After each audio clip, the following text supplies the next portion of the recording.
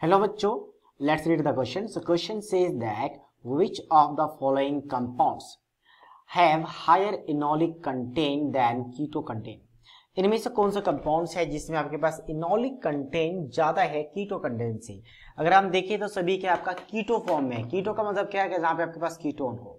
ठीक है, तो सिंपल से कंडीशन आपको याद रखना है कि अगर मुझे कीटोन से यानी कि कीटो फॉर्म से अगर इनोल फॉर्म में जाना हो तो क्या करना है। तो ये कंडीशन हम याद रखेंगे कि एक्स वाई के बीच में अगर डबल बॉन्ड हो और जेड के पास हाइड्रोजन हो तो ये जेड क्या करता है, अपना हाइड्रोजन एक्स के पास ट्रांसफर करता है और बदले में ये पाई बॉन्ड क्या होगा, वाई जेड के बीच में ट्रांसफर हो जाएगा। So that means we can say कि आपके पास जो इनोल फॉर्म बनेगा उस फॉर्म में, या फिर इनोल कीटोन हम बाद में डिस्कस करेंगे, पहले हम डिस्कस कर लेते हैं कि कैसे होता है।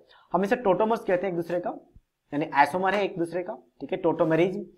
तो कैसे होगा, जैसे यहाँ पे अगर बात करें तो एक्स वाई के बीच में डबल बॉन्ड और जेड के पास क्या है, हाइड्रोजन है। एक हाइड्रोजन चेंज होगा तो एक कंपाउंड में यहाँ पे बना रहा हूँ, कैसा बन जाएगा, CH3। फिर आपके पास कार्बन है डबल बॉन्ड O, और यहाँ पे क्या आपके पास कार्बन, और इस कार्बन में क्या है, OH है। ठीक है, OH में कन्वर्ट हो जाएगा, एक हाइड्रोजन जेड से ऑक्सीजन एक्स के पास जाएगा और यहाँ डबल बॉन्ड आ जाएगा CH2। अब यहाँ पे अगर हम बात करें तो हाइड्रोजन बॉन्डिंग है। ठीक है, और इसे कीटो फॉर्म, इसे इनॉल फॉर्म क्यों कहते हैं? क्योंकि आपके पास डबल बॉन्ड के लिए आईपीसी नॉन की तरह इन होता है और OH के लिए ऑल। ठीक है, ऐसा बन गया इनॉल। अब यहाँ पे हाइड्रोजन बॉन्डिंग है। हाइड्रोजन बॉन्डिंग क्या होता है? तो due to electronegative difference, oxygen की इलेक्ट्रोनेगेटिविटी ज्यादा होती है तो बॉन्डेड पेयर इलेक्ट्रॉन को खुद की तरफ अट्रैक्ट करेगा तो पार्शियल नेगेटिव चार्ज आएगा और हाइड्रोजन में पार्शियल पॉजिटिव चार्ज आएगा। तो ये क्या करता है, अपना लॉन पेयर इस हाइड्रोजन को डोनेट करता है, जिसकी वजह से हाइड्रोजन बॉन्डिंग होती है और ये स्टेबल होता है। तो इन जनरल कीटो फॉर्म ज्यादा स्टेबल होता है किससे, इनॉल फॉर्म से। बट अगर स्पेशल बॉन्डिंग आ जाए जैसे कि हाइड्रोजन बॉन्डिंग, तो इनॉल फॉर्म ज्यादा स्टेबल हो जाता है। तो ए के लिए इनॉल कंटेंट ज्यादा होगा। इनॉल का मतलब क्या कि दोनों एक दूसरे के साथ इक्विलिब्रियम में होते हैं। जैसे अगर मान लो ये आपका यहाँ पे ऑक्सीजन है तो ऑक्सीजन के साथ डबल बॉन्ड है तो ये कीटो फॉर्म होगा। तो ये कौन सा बॉन्ड आपके पास बन जाएगा, इनॉल फॉर्म, इनऑल, क्योंकि अल्कोहल बन जाएगा और ये आपके पास इन बन जाएगा। तो ये दोनों आपस में इक्विलिब्रियम पे होते हैं, इक्विलिब्रियम पे। और अगर इक्विलिब्रियम पे है तो इसका मतलब इन दोनों में किसका आपके कंसंट्रेशन ज्यादा होंगे या फिर अमाउंट ज्यादा होंगे इक्विलिब्रियम पे, वो डिस्कस कर सकते हैं। उसे हम इनॉल या कीटो कंटेंट कहते हैं। तो ये इसका कंटेंट ज्यादा रहेगा क्योंकि यहाँ पे हाइड्रोजन बॉन्डिंग है। तो इसका मतलब ये आंसर आ चुका है। हमें क्या चाहिए, इनॉल कंटेंट ग्रेटर चाहिए कीटो फॉर्म से।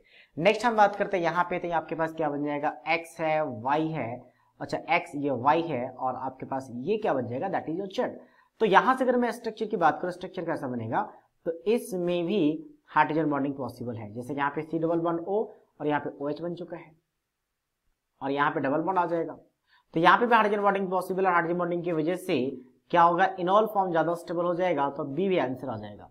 नेक्स्ट हम बात करते हैं यहाँ पे अगर हम बात करें एक्स है, वाई है और ये जेड है, तो एक्स वाई के बीच में जो डबल बॉन्ड है वो वाई जेड के बीच में आ जाएगा और यहाँ पे OH बन जाएगा। बट ये एंटी एरोमेटिक बन चुका है। 4 पाई इलेक्ट्रॉन हकल्स रूल के बेसिस पे अगर कंजुगेटेड है, साइक्लिक है, प्लेनर है, 4 पाई इलेक्ट्रॉन है तो क्या बन जाएगा आपका एंटी एरोमेटिक। और एंटी एरोमेटिक रिंग अनस्टेबल होता है तो इस वजह से इसमें इनॉल कंटेंट कम होगा, कीटो कंटेंट ज्यादा होगा। तो ये वाला ऑप्शन कैसा है, इनकरेक्ट है।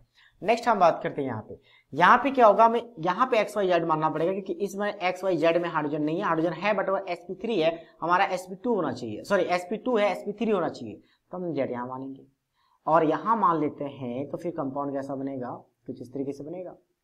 ठीक है, ये आपके पास पाई बॉन्ड है, इधर भी पाई बॉन्ड, एक पाई बॉन्ड यहाँ पे आएगा, एक नया पाई बॉन्ड, ये अच्छा थोड़ा सा पाई बॉन्ड की पोजीशन चेंज करनी पड़ेगी हमें, ऑलरेडी जो मेंशन्ड है वो यहाँ पे पाई बॉन्ड है और एक नया बॉन्ड यहाँ पे बन रहा है। यहाँ पे क्या बन गया आपका OH और साथ में C डबल बॉन्ड O है।